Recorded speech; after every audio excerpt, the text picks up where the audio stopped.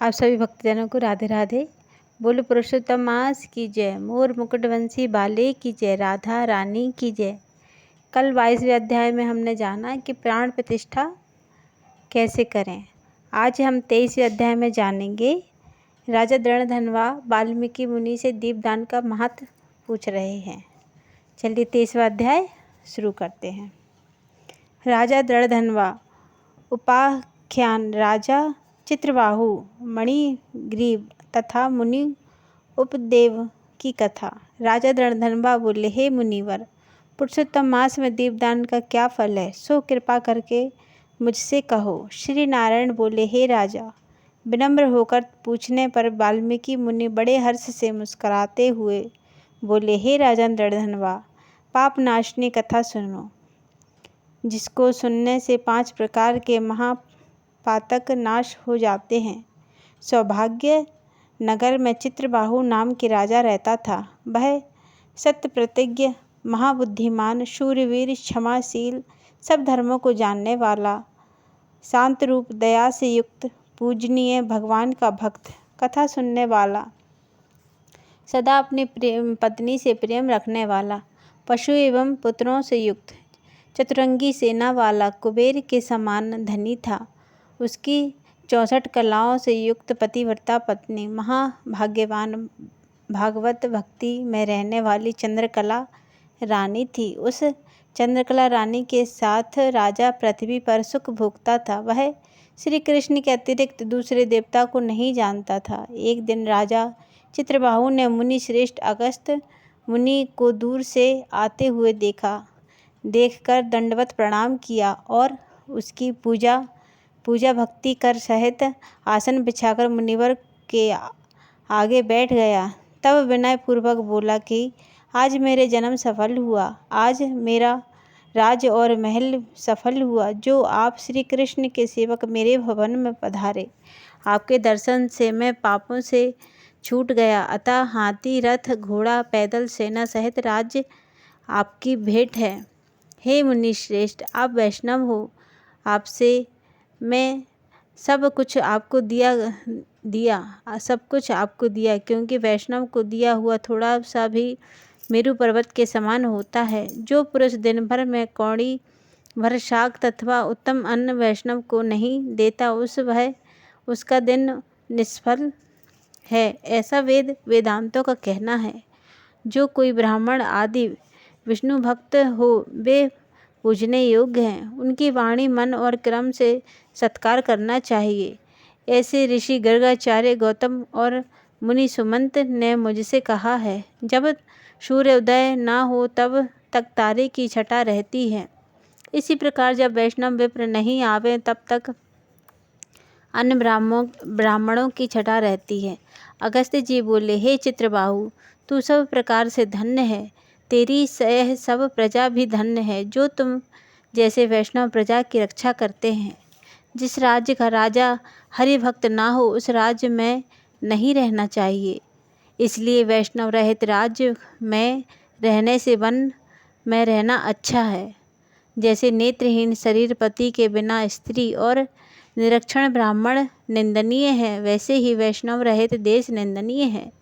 जैसे दांत बिना हाथी, पंख बिना पंछी और दशमी विधवा द्वातिथि की स्थिति होती है, वैसे ही वैष्णव बिना राज्य है। जैसे कुश रहित संध्या, तिल के बिना तर्पण, जीविका के लिए देव सेवा होती है, वैसे ही अवैष्णव राजा का देश है। जैसे केश संवारने वाली विधवा स्त्री, स्नान रहित व्रत करने वाला और ब्राह्मणी से सम्मुख करने वाला शूद्र निंदनीय है, वैसे ही वैष्णव बिना राज्य। विद्वानों ने राजा को वही कहा है जो कृष्ण भगवान के चरणों का आश्रित हो। उसी का राज्य दिन प्रतिदिन बढ़ता है और उसी की प्रजा सुख भोगती है। हे राजन, आपके दर्शन से मेरी दृष्टि सफल हो गई। आपके साथ वार्तालाप करके आज मेरी वाणी सफल हो गई। आपके साथ बैठकर मेरा मन गदगद हो गया। ऐसे राजन, मेरी आज्ञा है, आप इस राज्य का शासन तुम करो। मैं तुमको राज्य में पुनः प्रतिष्ठित कर रहा हूँ। तुम्हारा कल्याण हो। श्री नारायण बोले। इस प्रकार कहकर चले चले जाने की इच्छा करने वाले अगस्त जी को राजा चित्रबाहु की पतिव्रता पटरानी ने परम भक्ति पूर्वक प्रणाम किया। अगस्त जी बोले, हे प्रभु, तू सदा सौभाग्यवती हो और भक्ति पूर्वक पति की सेवा करती रहे। कृष्ण भगवान में तेरी दृढ़ भक्ति हो, ऐसा आशीर्वाद देने से मुनि से विनय पूर्वक राजा सिर नवा हाथ जोड़कर फिर बोले, हे महर्षि, आप अपार धन, अकंटक और राज्य के प्रतिव्रता स्त्री किन सुकर्मों से प्राप्त है? हे देवेंद्र, यह सब मुझे बताइए, मैं आपकी शरण में आया हूँ। हाथ के दर्पण तर्पण से भांति आप त्रिकालदर्शी हैं। श्री नारायण बोले। इस प्रकार राजा के प्रश्न सुनकर मुनि श्रेष्ठ अगस्त एक का चित्र होकर बोले, तेरे पूर्व जन्म का सब चरित्र मैंने देख लिया है, वह अब सब प्राचीन इतिहास कहता हूँ। तू सुंदर चमत्कारपुर के मणिग्रीव नाम से शूद्र जाति में पैदा हुआ था तथा जीव हिंसक था, नास्तिक, दुराचरित्र और पर स्त्री को हरने वाला था, बुरे विचार वाला तथा अभिष्ट था। तेरी यह सुंदर स्त्री पूर्व जन्म में तेरी भार्या थी। यह मन कर्म वचन से पति की सेवा करती थी। यह पतिव्रता कहाँ महाभाग्यशाली धर्मात्मा तेरे ऊपर कभी दुष्ट भाव न रखती थी। तुझ कुकर्मी को तेरी जाति से अन्य भाई बंधुओं ने त्याग दिया और राजा ने क्रोध हो तेरा सब वैभव छीन लिया। बचा हुआ जाति के लोगों ने छीन लिया। संपत्ति के चलते जाने पर तू बड़ी भारी धन की इच्छा हुई, किंतु निर्धन होने पर भी तुझको तेरी इस पतिव्रता स्त्री ने नहीं त्यागा। इस प्रकार भाई बंधुओं ने से तिरस्कृत हो तू निर्जन वन में चला गया। हे पति महापते, उस वन में तू अकेले पशुओं को मारकर अपनी स्त्री सहित जीवन निर्वाह करता था। एक दिन तू मणिग्रीव धनुष उठाकर मृग को मांस खाने की इच्छा से सर्पों और मृगों से युक्त वन में गया। हे राजन, उस निर्जन वन में महर्षि उग्रदेव दिशा भूल जाने के कारण इधर उधर भटकने से व्याकुल हो रहे थे। तेज दोपहर की गर्मी के कारण प्यास के मारे व्याकुल होकर वह गिर पड़े और अचेत हो गए। तब भूले हुए दुखित ब्राह्मण को देखकर तुझे दया आ गई। उसे उठाकर अपनी पीठ पर लादकर तू अपनी कुटिया में ले गया। उस दुखित ब्राह्मण की तुम दोनों स्त्री पुरुष ने बहुत सेवा की। जब महायोगी उग्रदेव को 2 घड़ी बाद अचेत आया तो वह आश्चर्य में पड़ गए और बोले, मैं कहाँ हूँ? मुझे यहाँ कौन लेकर आया है? श्री नारायण बोले। मणिग्रीव उस ब्राह्मण से बोला, हे ब्राह्मण, यह सुंदर तालाब है। इसमें कमलिनियों के पुष्प से सुगंधित शीतल जल से स्नान कर मध्याह्नकालीन क्रिया करके आप फलाहार का श्रेष्ठ शीतल जल पान करें। पश्चात आप सुखपूर्वक विश्राम करें। आप जैसे मद भगवत भक्त सेवा करने योग्य हैं।